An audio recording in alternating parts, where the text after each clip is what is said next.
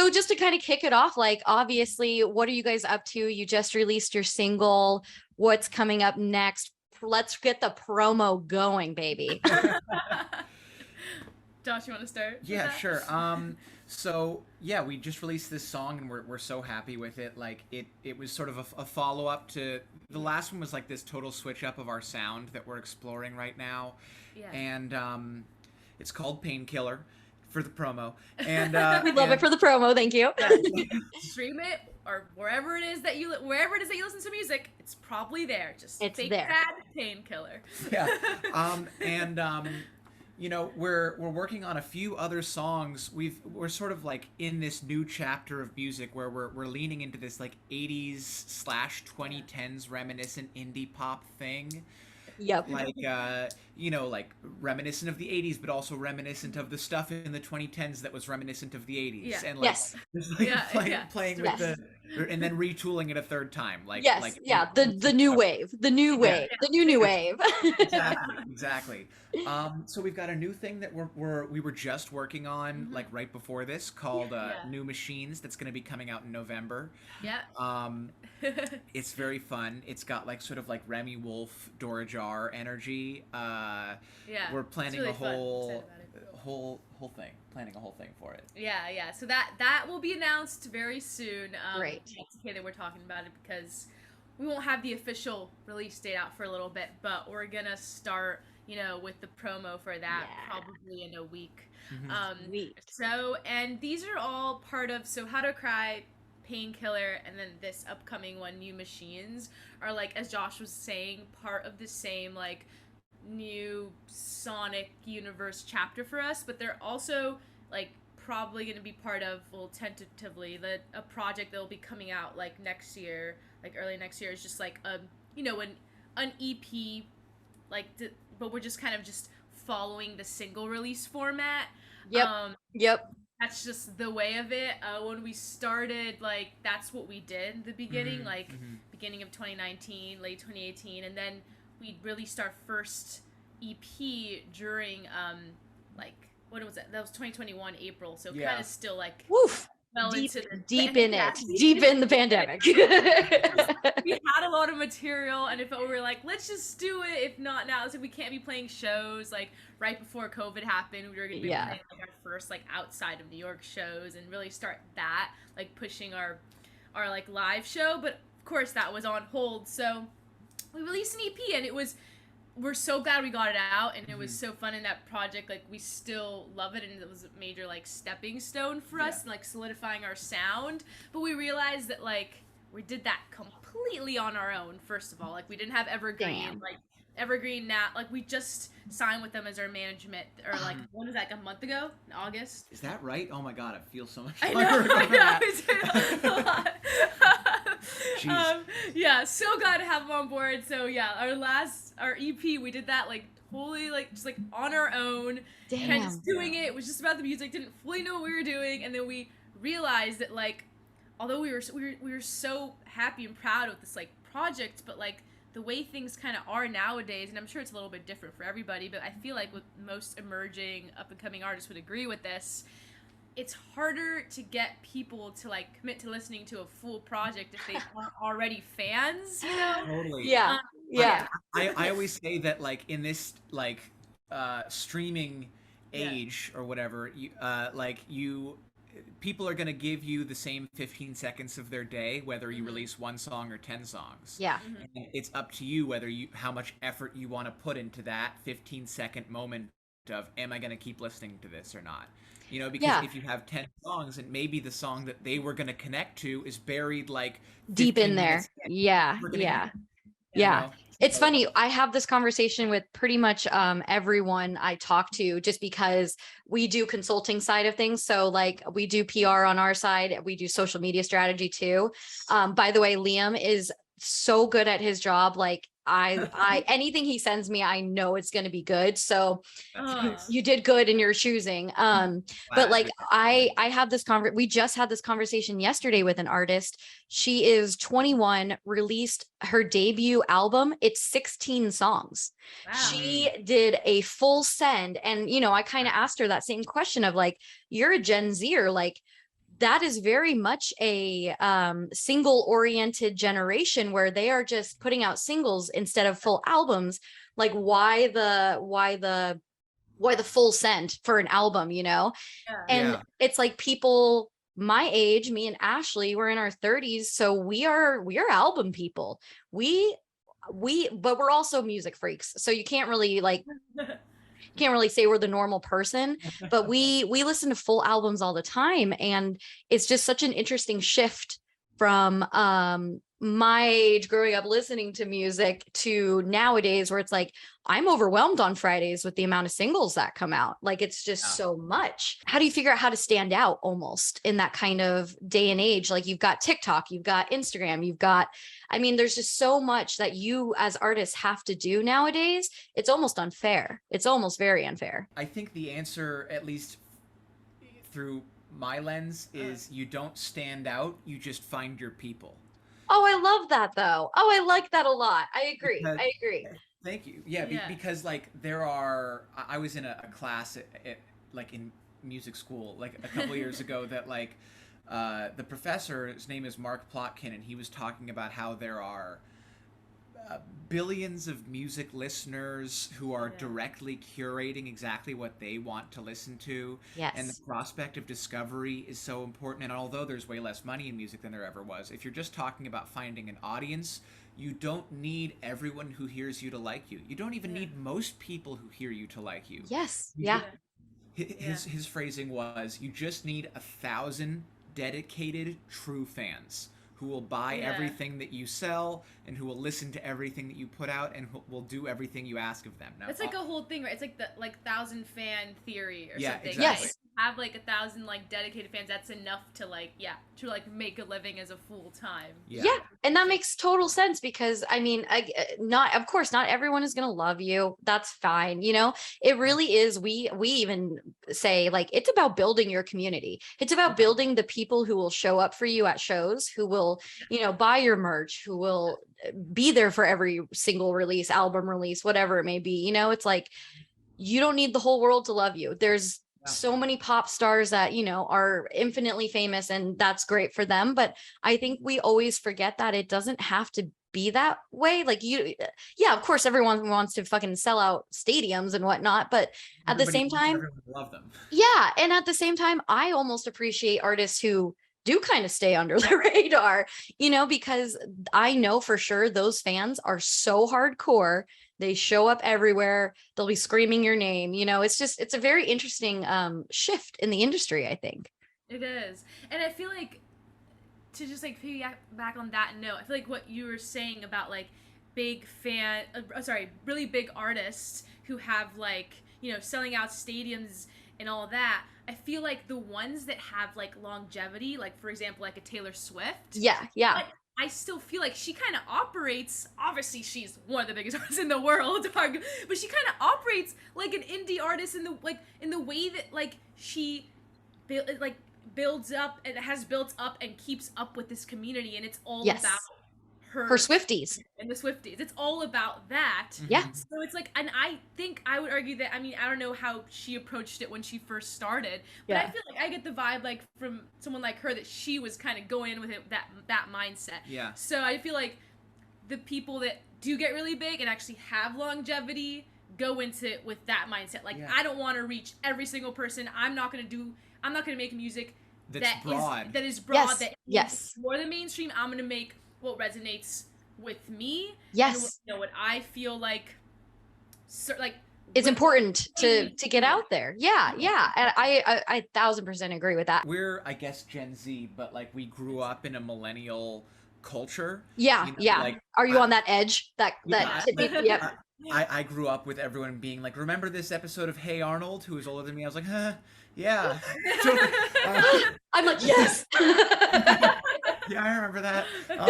But like because of that, like we grew up in that environment before this that was about like creating this sense of mysticism around an artist that is much older than like that era. It's long standing, but this idea of like, I'm a cartoon character, I'm untouchable, I live up here and you're down here Yes. consuming me. Yeah, And like the Beyonce kind of thing. yeah, Beyonce, or In even like sync.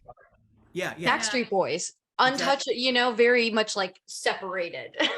And there are still people doing that, you know, and there's nothing wrong with that because it works. It's a time-honored way to operate as an artist, but there seems to be a lot of thirst lately and in the last handful of years for artists that feel exactly like you said, Yes. like they're just another person on stage, and it could be you. It may as well be you on stage. It's arbitrary. I love that though. Like, I think that's what music means to me, is about that kind of human connection. And I can't write lyrics to save my life, you know? So like, I kind of depend on music to emotionally emote my feelings. Yeah. I mean, were you guys kind of raised in that way as well? Were you always writing songs? Were you always writing music? Is that how you guys kind of came about? Like, tell me the origin story. I want your villain story. Go. Well, because you mentioned lyrics, for me, I've like always been like a writer, like a poet. That's how I really started. How I became a songwriter from being a poet. And I started basically since I like started school.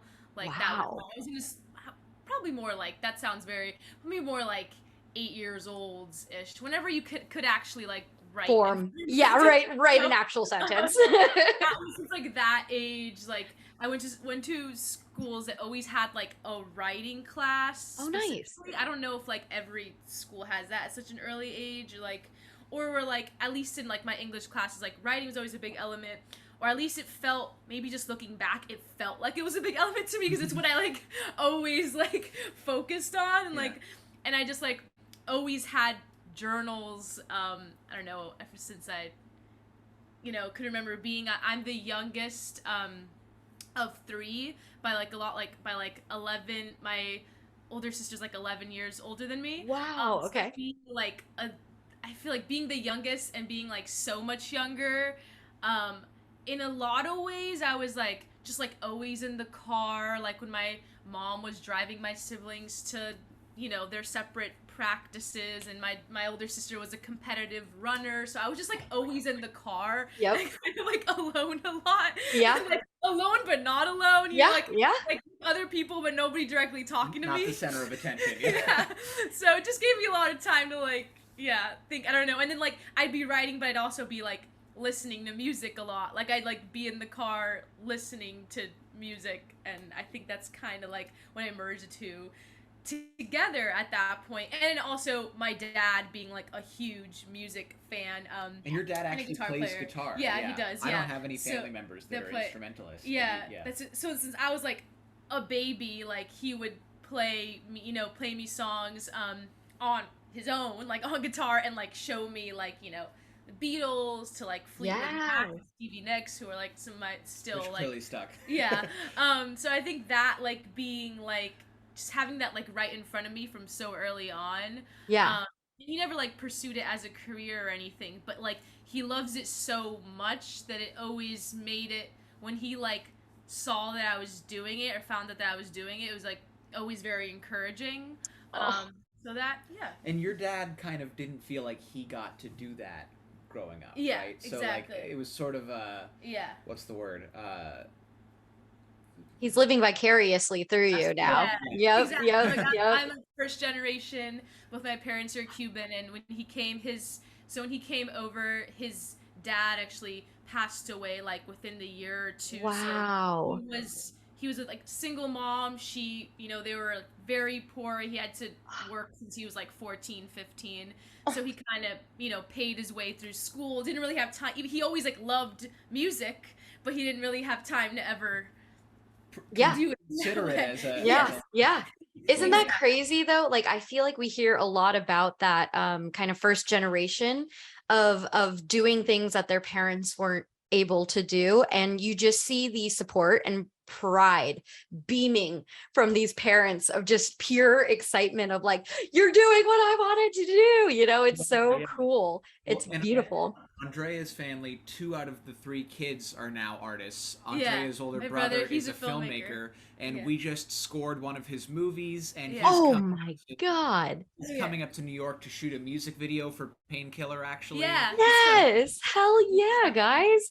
That's so dope. I mean, I was like listening to the lyrics this morning of Painkiller, and holy shit, girl, like you nailed it on the head. Like that shit cut deep. I was like, oh, this is what I've always wanted to like speak out loud, but it's so hard to kind of like, think about that way. So I mean, thank you for that song, really, truly. Like it is very healing to people, and always remember that. Like, I think that is such an important thing to tell artists. Like, your music does heal people. It does help people express what they can't express sometimes. I mean, if you've been writing lyrics since you're a baby, it's like no wonder you're so good at it. Like, it's just going to keep getting better. I'm so excited now. That's sweet. And so much. Andrea wouldn't say this, but when we've played that song live the last few times we've performed, there are people in the audience who are hearing it for the first time, and they're like tearing up and like singing along to it and stuff. Oh my God. How does that feel? How does that feel as an artist, like to have people sing your songs? It's amazing. I mean, I feel like there's just like nothing like it. It's just, it feels like connecting with somebody and communicating in this way that's just like beyond any other, like it feels just so like, I don't know, like primal, intimate, and like almost primal. That's bigger, it. Bigger than everything. It's bigger. It's practically bigger than language. Because it's so human. That's what it feels.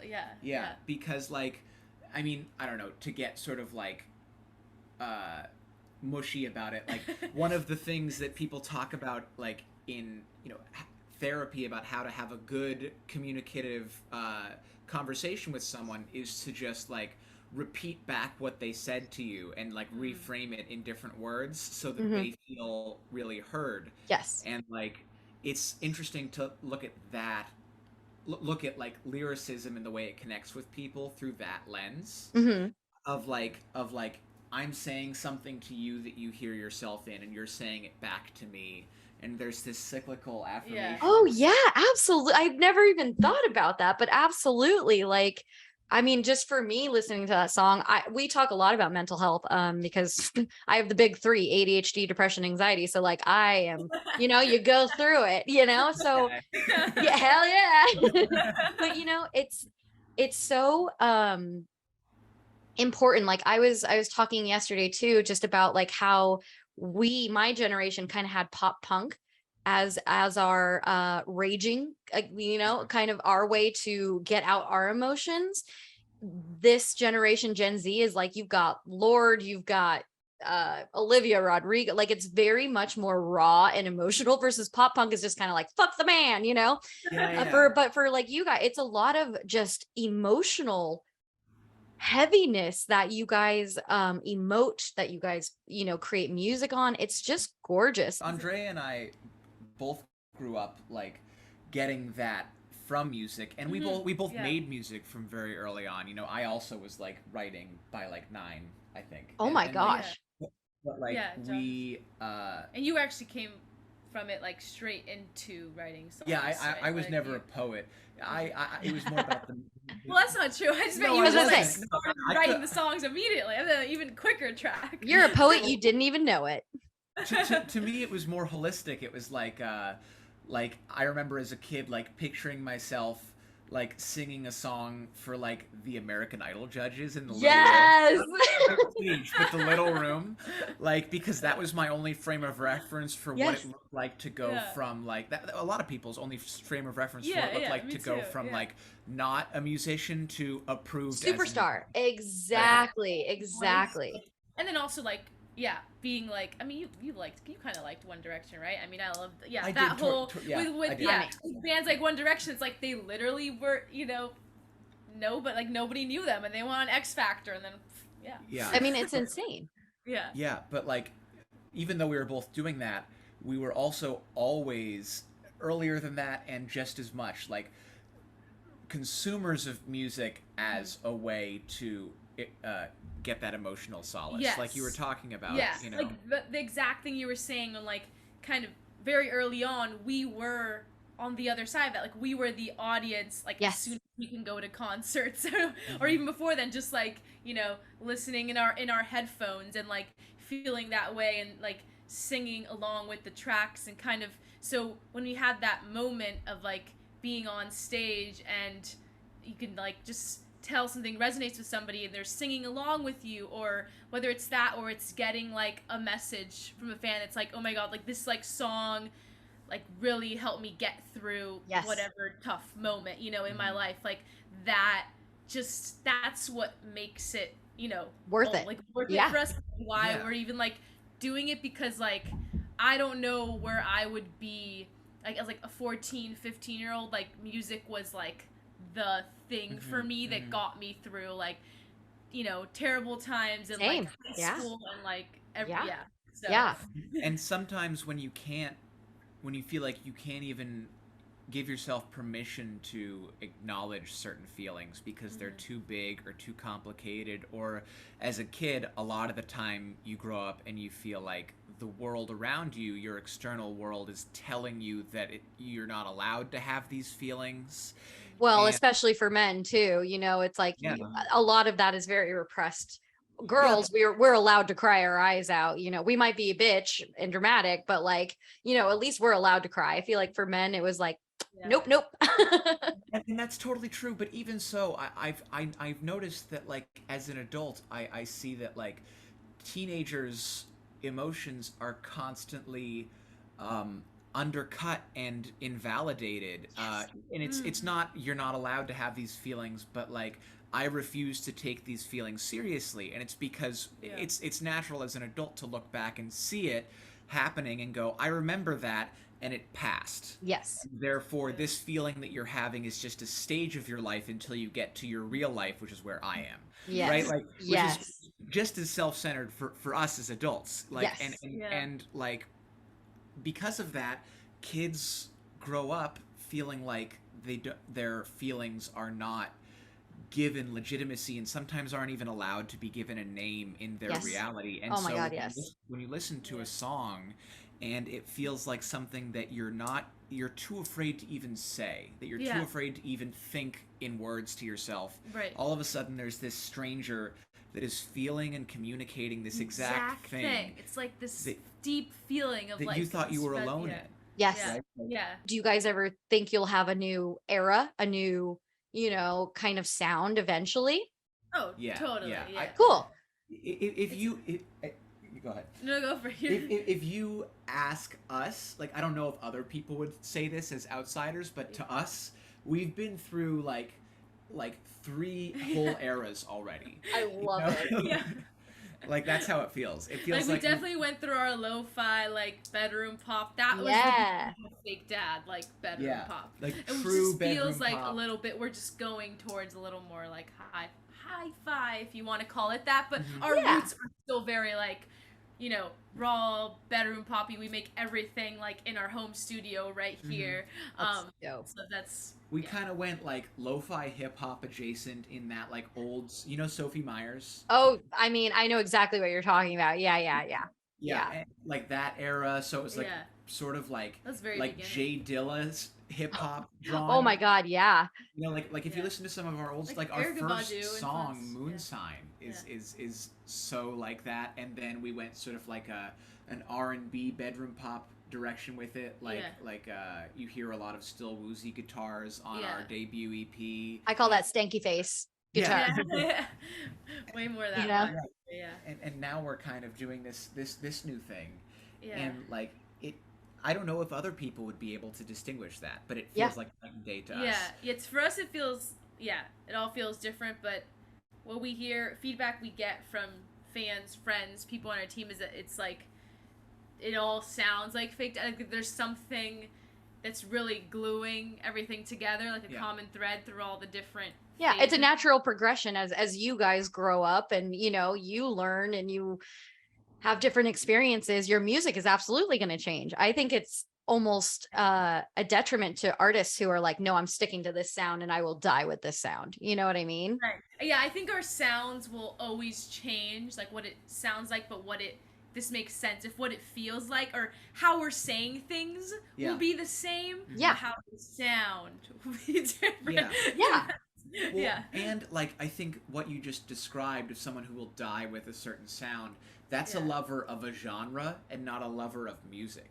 You know? Oh my God. Can that just be the tagline for this interview? That was beautiful. That was beautiful. That's so fucking true.